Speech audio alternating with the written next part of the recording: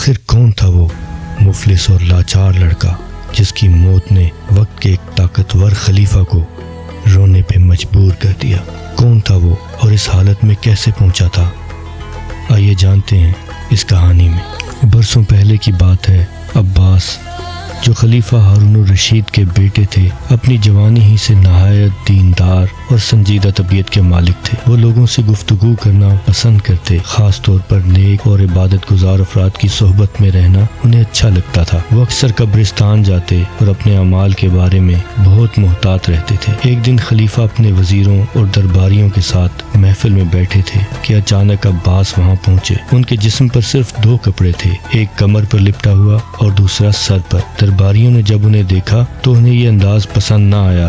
وہ آپس میں کہنے لگے، یہ کسی بادشاہ کے بیٹے کا لباس نہیں، یہ لڑکا اپنے باپ کی عزت کم کرتا ہے، اسے اچھے کپڑے پہننے چاہیے تاکہ جب دوسرے بادشاہ آئیں تو خلیفہ کو اس پر فخر ہو۔ جب خلیفہ نے اپنے بیٹے کو حکم دیا کہ وہ عمدہ لباس پہنے تو عباس نے کوئی جواب نہ دیا، بلکہ انہوں نے سوچا کہ وہ ایک ایسا منظر دکھائیں گے جو سب کے دل بدل دے گا۔ انہوں نے دور ایک پرندے کو دیکھا اور اسے اپنی طرف بلایا۔ حیرت انگیز طور پر وہ پرندہ فوراً اڑ کر ان کے ہاتھ پر آ بیٹھا۔ پھر انہوں نے اسے اڑ جانے کا حکم دیا اور وہ فوراً اڑ گیا۔ یہ ایک کرامت تھی، یعنی اللہ کی طرف سے دیا گیا خاص انعام جو اس کے سچے بندوں کو عطا ہوتا ہے۔ یہ منظر دیکھ کر سب حیران رہ گئے۔ پھر عباس نے اپنے والد کی طرف متوجہ ہو کر کہا، میں سادہ لباس اس لیے پہنتا ہوں کہ جب دل میں اللہ کی محبت ہو تو دنیا کی ظاہری چیزیں اہمیت نہیں رکھتی۔ مجھے افسوس ہے کہ آپ دنیا سے زیادہ محبت کرتے ہیں۔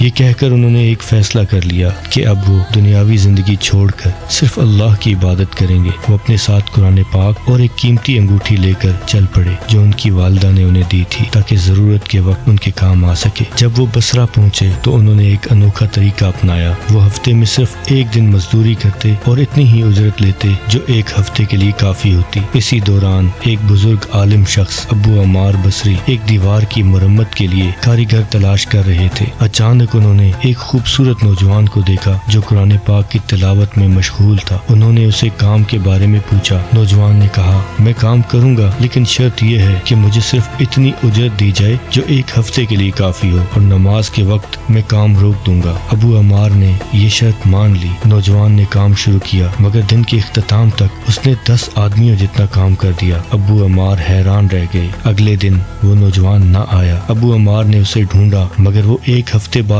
اسی وقت اور اسی جگہ دوبارہ ملا۔ اس نے پھر وہی شرط رکھی اور ویسا ہی کام کیا۔ تیسرے ہفتے وہ پھر نہ آیا۔ ابو عمار نے بہت تلاش کیا۔ آخرکار معلوم ہوا کہ وہ بیمار ہو کر جنگل میں پڑا ہے۔ جب ابو عمار وہاں پہنچے تو دیکھا کہ نوجوان زمین پر لیٹا ہے اور اس کا سر ایک پتھر پر رکھا ہے۔ انہوں نے اسے پکارا، پہلے جواب نہ آیا لیکن تھوڑی دیر بعد اس نے آنکھیں کھولی اور انہیں پہچان لیا۔ ابو عمار نے اس کا سر اپنی گود میں رکھا اور اس نے آخری لمحات میں کچھ اشعار پڑھے جس میں دنیا کی بے ثباتی اور موت کی حقیقت بیان کی گئی تھی۔ پھر اس نے وصیت کی کہ مجھے غسل دینا، میرے ایک کپڑے میں کفن دینا اور دوسرا کپڑا میرا وضو کا برتن قبر کھودنے والے کو دے دینا، اور قرآن پاک اور میری انگوٹھی میرے والد ہارون الرشید کو پہنچا دینا۔ یہ کہہ کر اس نے جان دے دی۔ اس وقت ابو عمار کو احساس ہوا کہ یہ کوئی عام نوجوان نہیں بلکہ خلیفہ کا بیٹا تھا۔ انہوں نے اس کی وصیت کے مطابق اس کی تدفین کی اور پھر بغداد جا کر خلیفہ کو اس کے بیٹے کی نشانیوں کے ساتھ ساری داستان سنا دی۔ یہ سن کر خلیفہ کی آنکھوں سے آنسو بہنے لگے۔ انہوں نے ابو عمار کے ہاتھ اپنے سینے سے لگائے اور نہایت غمگین اشعار پڑھے۔ پھر وہ اپنے بیٹے کی قبر پر چلے گئے اور وہاں بھی موت اور دنیا کی حقیقت پر مبنی اشعار پڑھتے رہے۔ کچھ عرصہ گزرنے کے بعد ابو عمار نے خواب میں دیکھا کہ وہ نوجوان جنت میں بے حد خوش تھا۔ اس نے بتایا کہ اسے ایسی نعمتیں اور خوشیاں حاصل ہوئی ہیں جو کہ دنیا میں رہنے والا انسان سوچ بھی نہیں سکتا۔